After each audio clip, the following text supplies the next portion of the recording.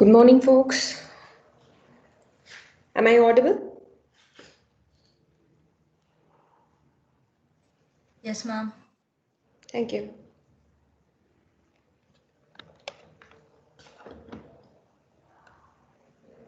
So yesterday we talked with delays.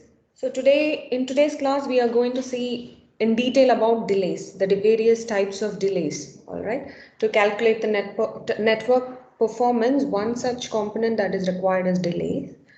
So we will in detail talk about delays today in the class. So delays are otherwise called as late.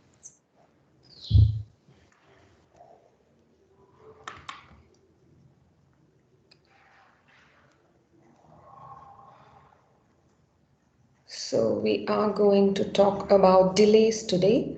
Hope you can see this Microsoft whiteboard. So delays are otherwise called as latency, right? So there are four types of delays that we saw, four various components.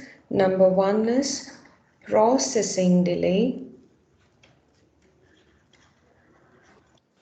Number two is queuing delay. Please mute yourselves. Number three is transmission delay.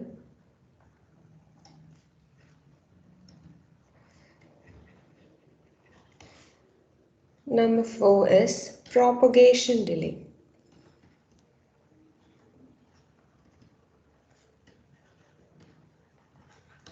We are going to see all these delays one by one in detail, right? So let's start with processing delay, right? So I'll clear this. Please mute yourselves, Dilip.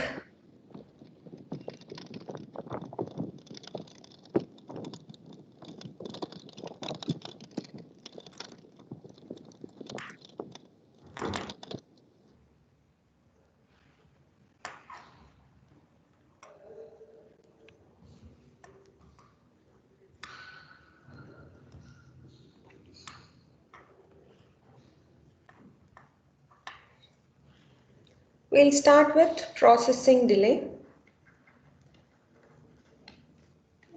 So processing delay is nothing but the time required to examine a packet's header and determine whether to direct the packet to which link it has to direct the packet. For example, there is a node here. Okay, we call it as a node. It could be a router or any packet switch here. All right. There would be packets coming from an inbound link and incoming link, and from this node it would go to a different node. So this node, right, a packet coming here would be examined. So this node might have three outgoing links. So this packet which is coming here would be examined, where to go, whether to this node has to send in link 1 or link 2 or link 3. There is a time taken for that, right? So time taken, the time required to examine the packet header, all right, where to send this packet, to which link it has to send this packet. So there is a delay in that. So some amount of time was occupied in that. So that is called as a processing delay. So again, I repeat, time required to examine a packet's header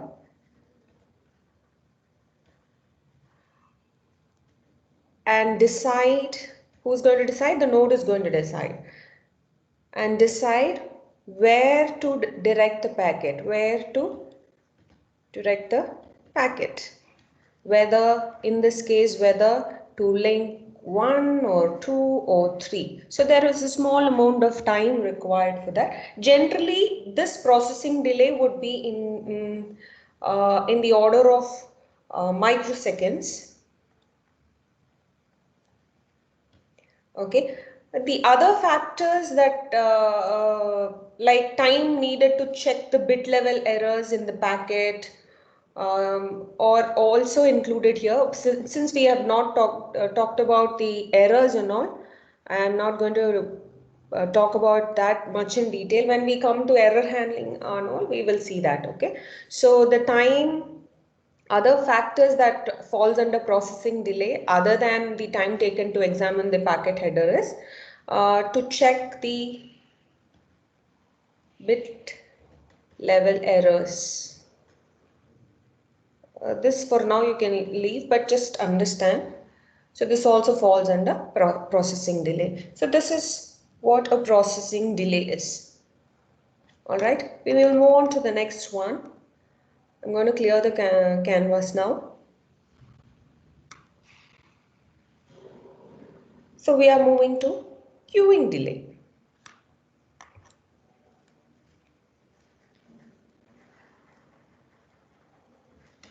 So the next one that we are going to learn is queuing delay. So there is a node, there is incoming link, this is the outgoing link. All right, if the incoming link's transmission rate is, all right, if the incoming link transmission rate is, for example, let me see,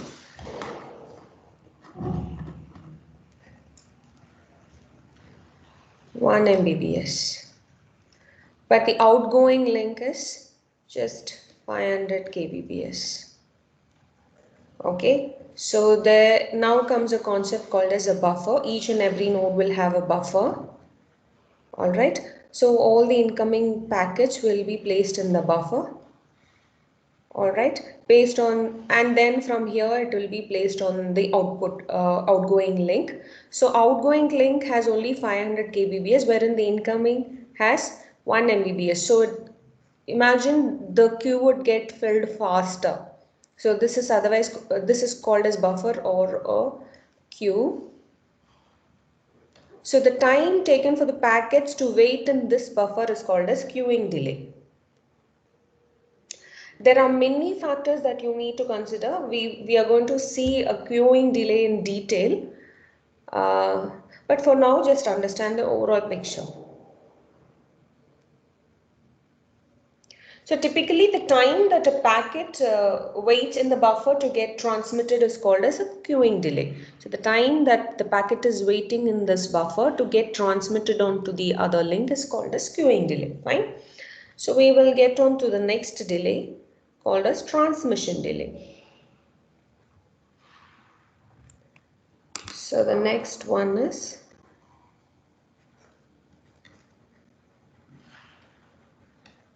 transmission delay.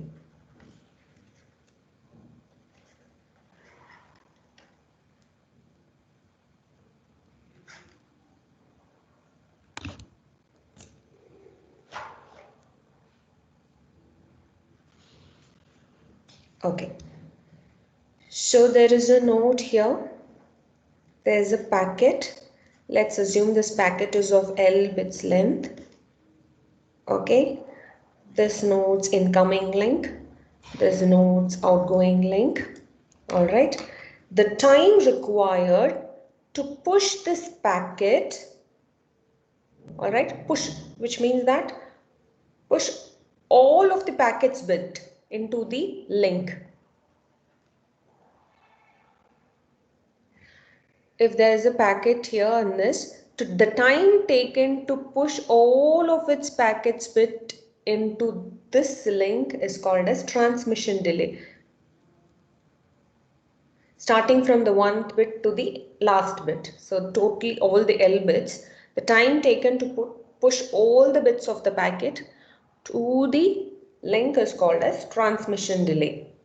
So if it's L bits and if it's R bits per second, so we have already calculated the transmission delay earlier when we saw. So it is L bits by R bits per second. R is the transmission rate. So you have this formula to calculate the transmission delay. L by R, L bits by R bits per second. R is the transmission rate of that particular link. So based on the transmission rate only, when the first bit gets in, it just starts traveling, the next goes, still all the bits, L bits gets inside. You will be able to calculate the time between the first bit and the second bit. So that's the transmission delay. So that also depends on the transmission rate at which the link sends. So please make a note of this formula. Transmission delay is denoted as L by R, wherein L is the length of the bits and R is the transmission rate of the link.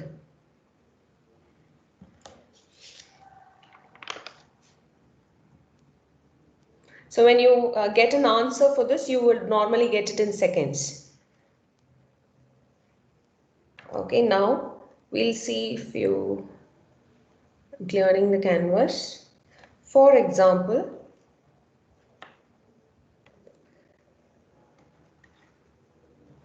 L is 1000 bits, R is 1 kbps. Okay, to calculate the transmission delay, so you have the formula L by R. So L is nothing but 1000 bits. So 1000 divided by 1 kbps. Kbps is 10 to the power 3. So 1000. So it is just 1 second to send 1000 bits in 1 kbps link. Second one, L is 1 kb and R is 1 kbps. What do you think the answer would be? So don't confuse a K in terms of data and kilo in terms of transmission rate. Okay, so when L here, it's data, the bits, the data that is being transmitted. R is the transmission rate of a particular link.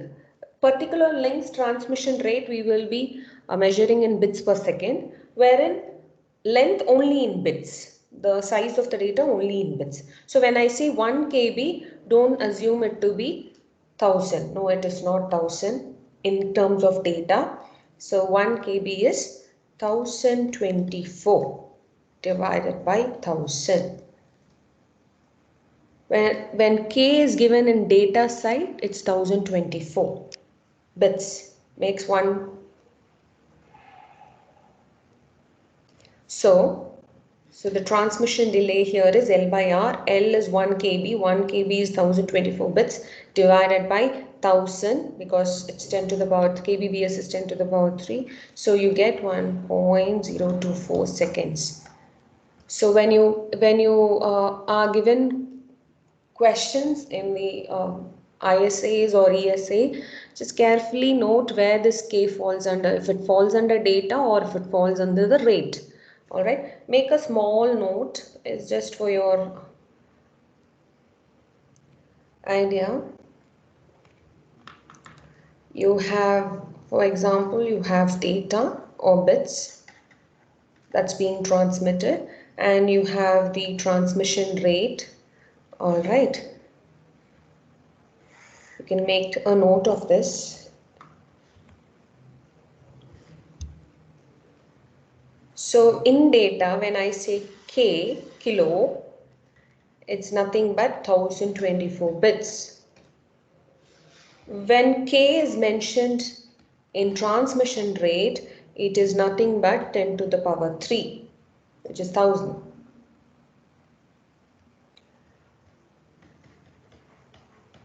Okay, when K, now given M, when M is given in data, you should calculate it 1024 into 1024 bits.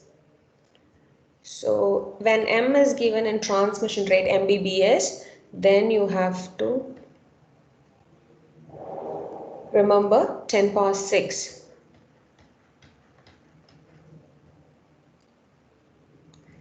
Likewise, if G is given, now you will be able to give gigabytes or 1024 into 1024. into 1024 bits is gigabyte. So when G in terms of this, it's 10 power 9.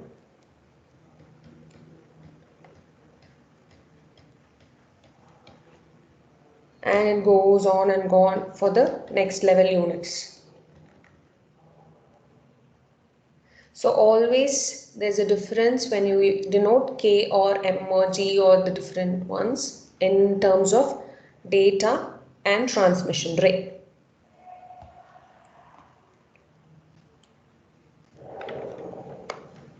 The next we are going to move is to propagation delay. I'm just going to erase this.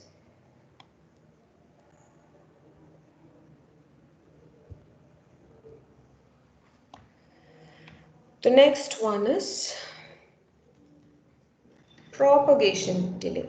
Propagation delay. This is nothing, propagation in the sense, you know, the meaning of it. So the time, actually, just consider a node. All right.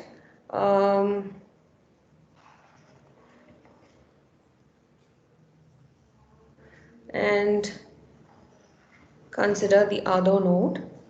The time taken, for example, node A and node B, the time once a bit is pushed onto a link, it needs to propagate to the other node, right? In this case, from A, if assuming there is a packet of L length bits, if first bit is pushed here, it needs to then that comes at a transmission delay. Okay, after the first bit is on the link, it will start traveling to the next node. Here in this case it's B. So till all the bits comes onto the link, and so it starts from here. Now assume that the packet is on the link.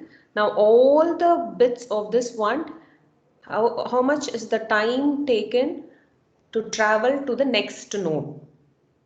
So what you have to consider here is, once the bit is pushed onto the link, it needs to propagate to the router B. Okay, time taken to propagate from the beginning of the link to the next node is called as propagation delay. So from here to B, the time taken to travel all the bits in the packet is called as propagation delay. All right, what is transmission? The time taken for the first bit to get pushed on to this. Likewise, all the bits to get pushed on to the link. In this case, from the link to the next router. All right. So there's only a minute difference between a propagation delay and transmission delay. So in this case, this delay, can you see it is only the delay here. So the distance matters and the speed matters. Transmission delay is nothing but L by R, wherein propagation delay is nothing but here the time taken to travel between one node to the other node. So here what comes into picture? Distance and speed. So you can take down the formula. Propagation delay is equal to distance between the nodes, you can calculate, by the speed or the speed of the link. The speed of the link varies on different factors based on the physical medium. If it's an optic fiber, it would be different. If it's twisted pair, it would be different, or if it's a cable modem, it's going to be different, and it's going to be different. Generally, this will be in milliseconds. So in a fiber optic, it would be in the range of since it's light is traveling, all right. So you can always assume it to be little less than the speed of the light, which falls in the range of 2 into 10 to the power 8 meters per second to 3 into 10 to the power 8 meters per second. Just little less than the speed of the light in case of fiber optics. So you can note down. So propagation delay is nothing but the distance between the nodes and divided by the speed.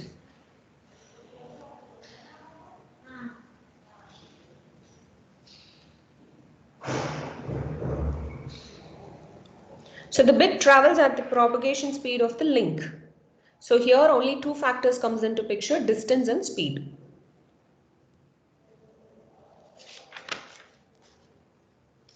All right. Having seen all the delays,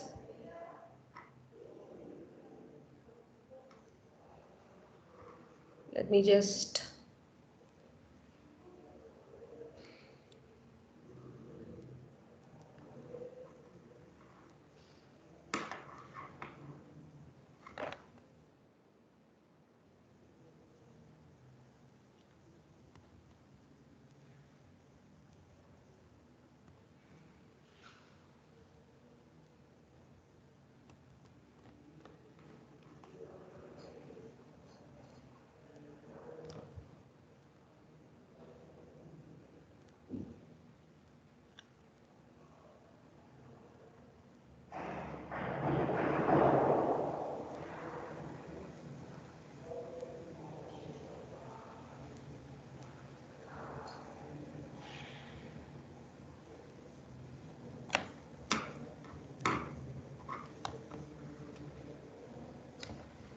having said that, you can now see the PPT, I guess.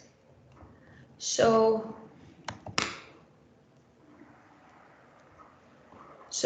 this is a node wherein there are two incoming links to this node and there's only one outgoing link from this node. All right. So the transmission delay is until all the bits of a particular packet gets onto the link. Until the node pushes everything onto the link, there is some time taken for it.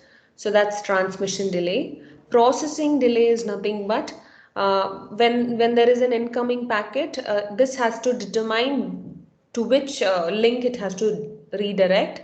So there will be little time taken for that. That's processing delay. Queuing delay is the bits waiting, the time that the bits are waiting in the buffer or the queue in the node. That's queuing delay. So propagation delay is once the bits are getting onto the link, the time taken for all the bits of a particular packet to reach the other destination. So that's the propagation delay, right? So put all together, propagation delay, processing delay, queuing delay, and transmission delay. It's called as nodal delay or end-to-end delay. A nodal delay is a delay occurring at a particular node. That's it. It's otherwise called as end-to-end delay.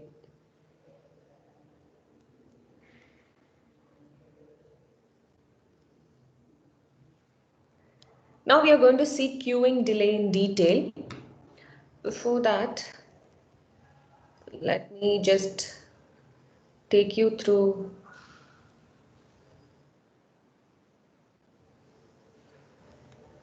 the difference between the transmission delay and the propagation delay.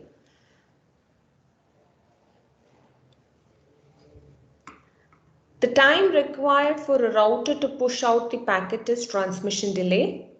The time it takes for a bit to propagate from one router to the next is called as transmission and propagation. All right. A function of the packet's length and the transmission rate is only considered here. So that's why you have come on a formula like L by R. Nothing to do with the distance between the routers and transmission delay. When it comes to propagation, there's nothing to do with the length of the packet or the transmission rate of the link. It's only about the distance.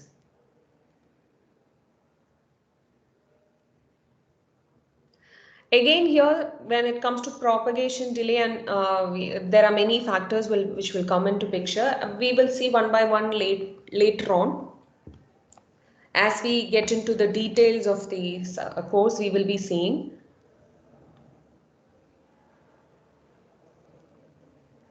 Okay, now we are going to see about queuing delay in detail. Unlike other delays, queuing delays is quite interesting because of many factors involved. All right, we will see now in a closer view on queuing delay.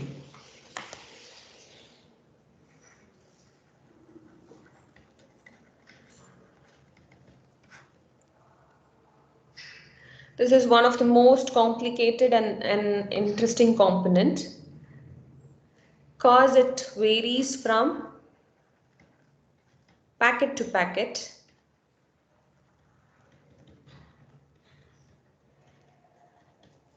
All right. For example, if 10 packets arrive at an empty queue, the first packet transmitted will suffer no queuing delay. The last packet will suffer large queuing delay. Because the first packet is just, the links are empty, it can go. But when the next packet comes in, if the arrival rate is fast, they have to stay in the queue. So the first packet will need not suffer a queuing delay. The next incoming packets might, the second one a little bit, the third one even more, but the last one would be very low. The queuing delay will be very low. So it differs from packet to packet. Hope you can visualize what I am saying here. All right, I'll show you an animation here so that this animation is, for example,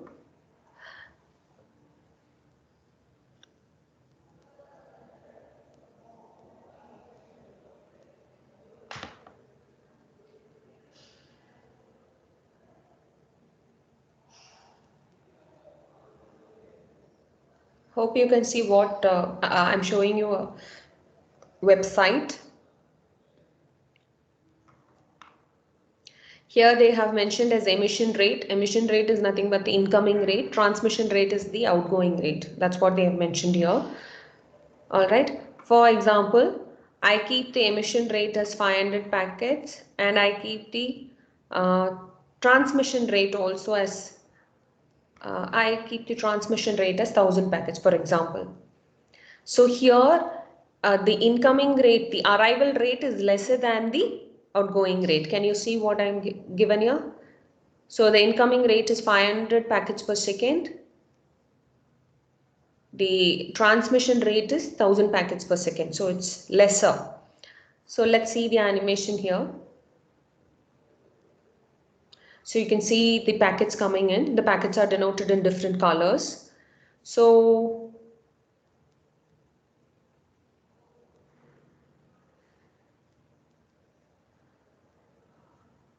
when you look at this, you will not encounter any buffering here because the outgoing rate is higher, right? So now I'm going to change it. Now I'm going to change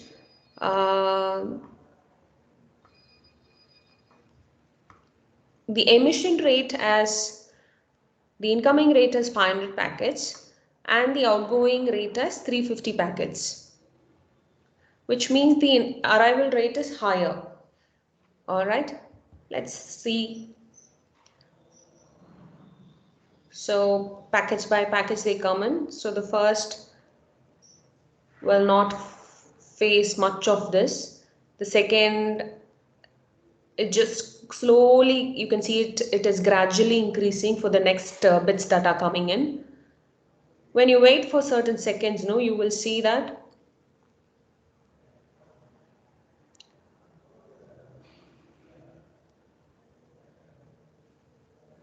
I've mentioned this particular animation in the slide also. You can have a look.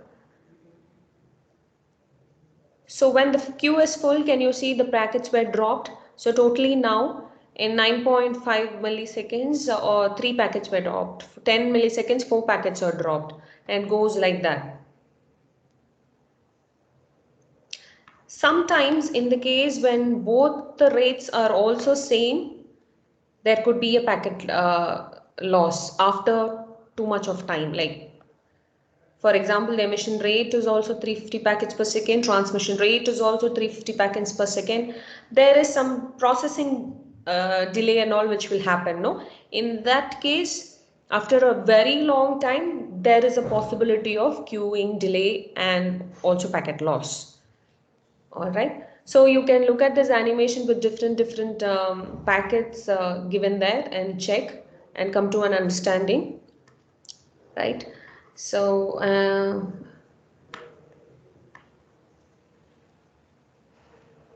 there is an animation for transmission versus propagation delay as well. Would suggest you to go and look in the link that I've mentioned in the PPT. If not, I will just post it in the Teams. You can see the link. Okay.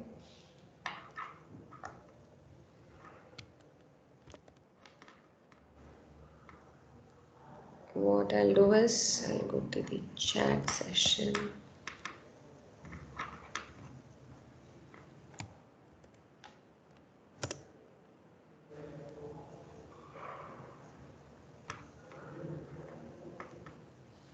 Latency is delay. End-to-end delay is one component of latency. There are many delays put together, which latency is the other name for delay, that's it.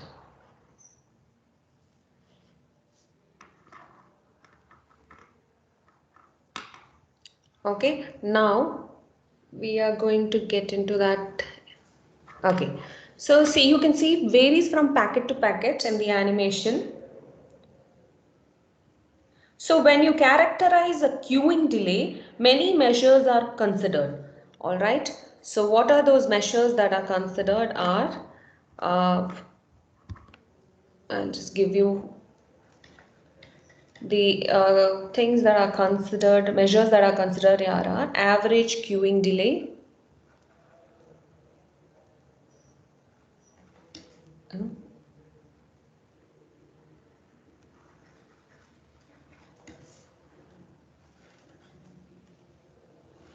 you have to consider the variance of the queuing delay as well.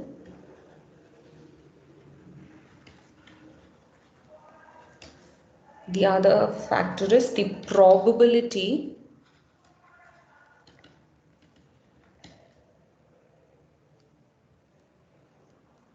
that the queuing delay exceeds some specific value.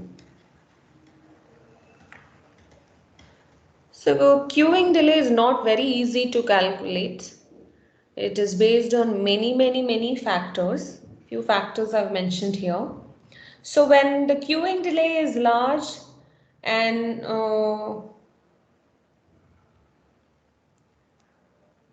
when is the queuing delay large and when it is insignificant? If you ask a question, when will we encounter a large queuing delay or when it is very least? Nobody can answer to this question because it depends on various factors. Apart from these measures, the factors that the queuing delay depends on are, you can make a note of it.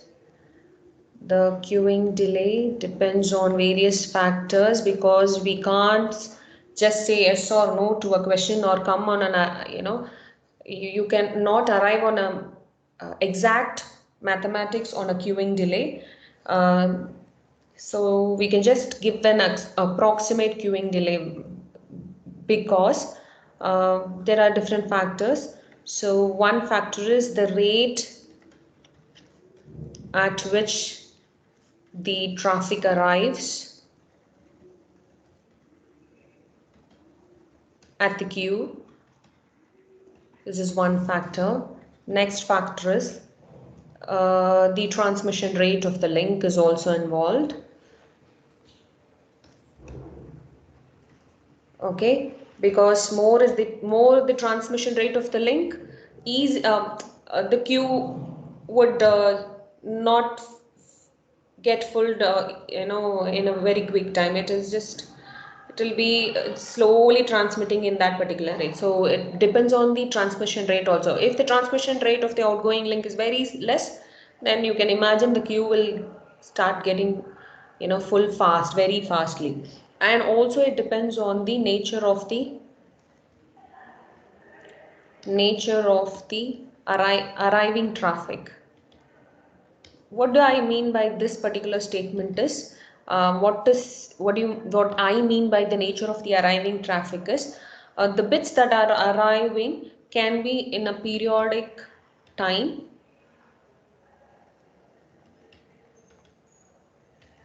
or it can come all together in bursts. All right, it is not in our hands. It depends on the traffic. All right, so all these things put together, all these three things put together, the queuing delay is dependent. Okay, I'm moving on to the PPT now.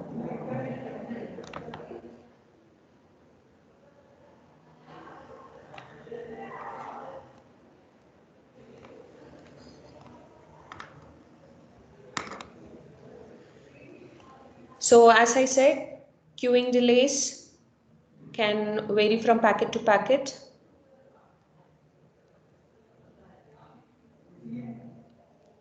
So when characterizing a queuing delay, you have to consider the average, variance, and the probability.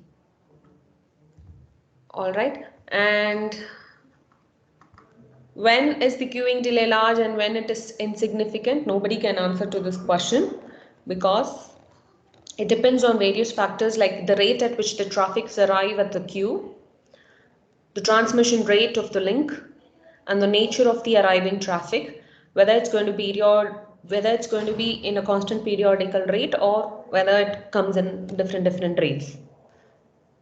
All right. So consider R to be the link transmission rate, L to be the packet length in bits. Consider A to be the average packet arrival rate. Here this average packet arrival rate we are considering to be PPS, packets per second, wherein R is BPS, bits per second. So LA is nothing but the average rate at which the bits arrive at the queue. So LA is nothing but average rate at which the bits arrive at the queue.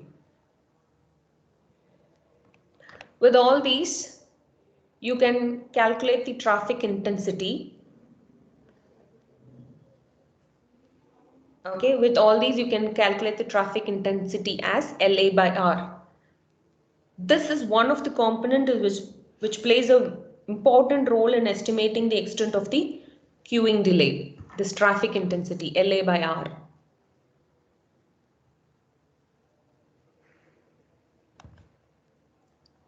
So there are three conditions. If LA by R is greater than 1,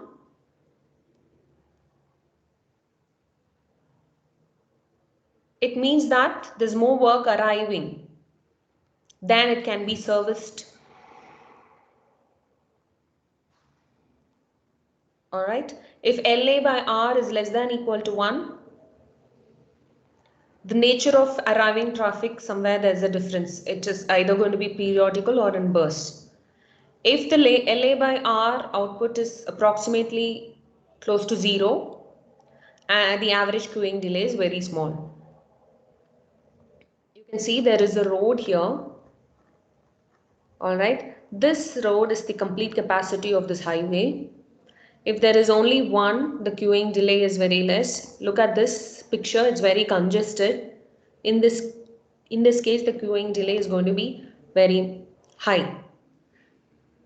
So they arrive on three conclusions: LA by R greater than 1, LA by R less than equal to 1, LA by R approximately close to 0.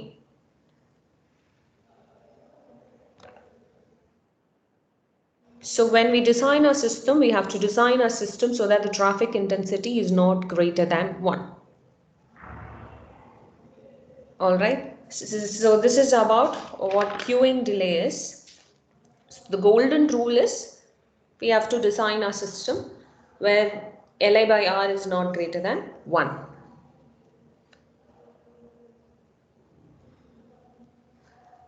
Now,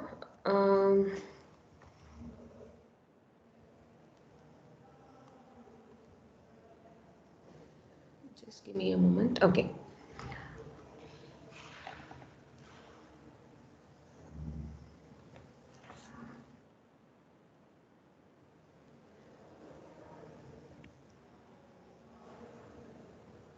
In slide number 78, I have given you can make a note.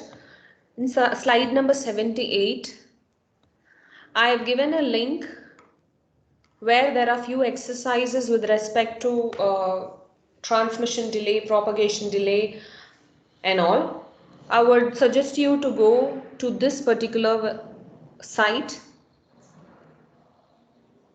and go through the problems that are given there. So today in all these delays that we have seen, only two formulas we have seen, one for the transmission delay and one for the propagation delay. Queuing delay will not have a formula because there are many factors considered there. Transmission delay is, we have seen. Processing delay also doesn't have any formula. We will not know how much time. Okay, we don't have a formula for knowing the processing delay. So formulas here only you have to remember for transmission and propagation. There are many exercises given in this particular website. I would suggest you to go have a look. When solutions are given there, don't look at the solutions first. All right, try to solve it. If you get it wrong, no problem. Then go to the solution and check. Right. So tomorrow we will start with trace route and we will move on to throughput and we will start with protocol layers. Very important topic which will be asked in all the placements. Since network is a core paper, you can expect so many questions from networks in your placements, and also if you're sitting for higher studies, you will be getting too many questions. Be it GATE, you will have too many questions on computer networks. So suggest you to go to that exercise and check out all the exercises. Thank you.